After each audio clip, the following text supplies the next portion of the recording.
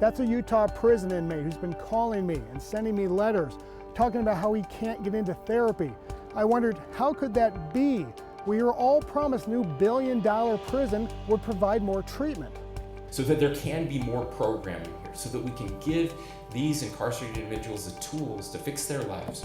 Turns out dozens of inmates aren't receiving treatment, and they're having to stay behind bars longer because of it. I hear it directly from inmates, hey, my parole date was moved because you couldn't get me the treatment that I needed.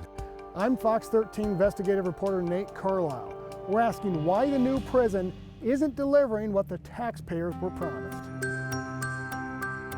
It's just a lack of resources. Not enough counselors. That's Franklin Carroll.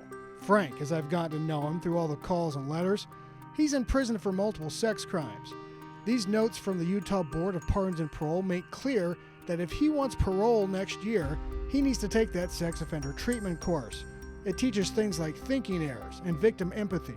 So, how are you spending your days in the prison? I watch TV a lot. Right now, I am trying to write the governor's office and getting all my friends and family together to do the same, asking for help. I'm on a 15 to life. It's not just sex offenders who can't get into treatment.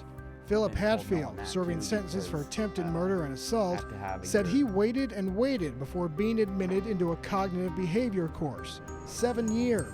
I'd like to get into the substance abuse treatment, but I've been told no on that too because I have to have a year to getting out. So normally what we do is we go through the steps that people have been working on. The inmates in this class are the lucky ones.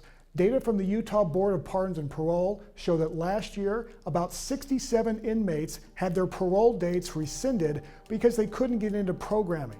I thought we could do our lesson on step 7. At $140 a day to house an inmate, that's costing taxpayers. It wasn't supposed to be this way. Back in 2015, legislators sold the public on moving the prison from Draper.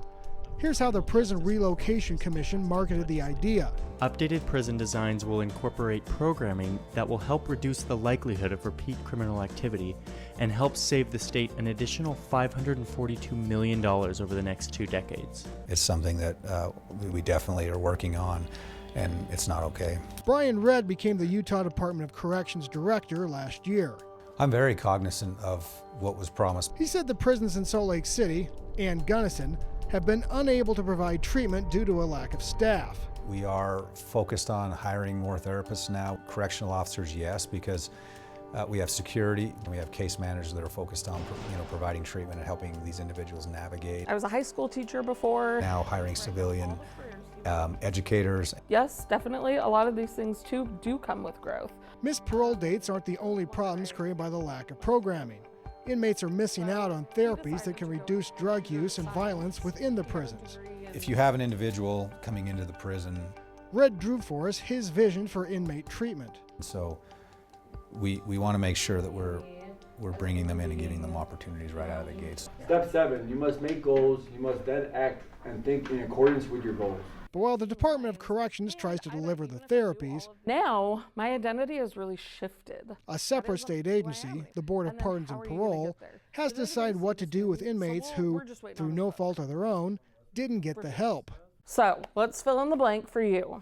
You used to be blank, but you aren't anymore. The board would order programming, would order assessments, but it's up to the Utah Department of Corrections to provide that. Jennifer Yim is the board's spokeswoman.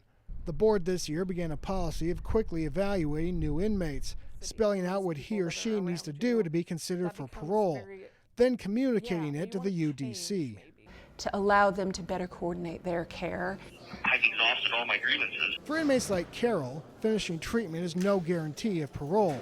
But without treatment, Carol runs the risk of remaining in prison until his sentence expires in 2029. Do you want the programming so you can leave prison early, or do you see a personal benefit to the programming? I will be 100% honest. At first, I wanted to do it for me. I wanted to learn things from it, but now I just feel like my back's against the wall and I'm forced to do it. I'm doing it just to get out of here. In Salt Lake City, what do I want my lifestyle to look like? Nate Carlisle, Fox 13 News. But how am I going to do that? Utah. What are the steps that I'm going to take?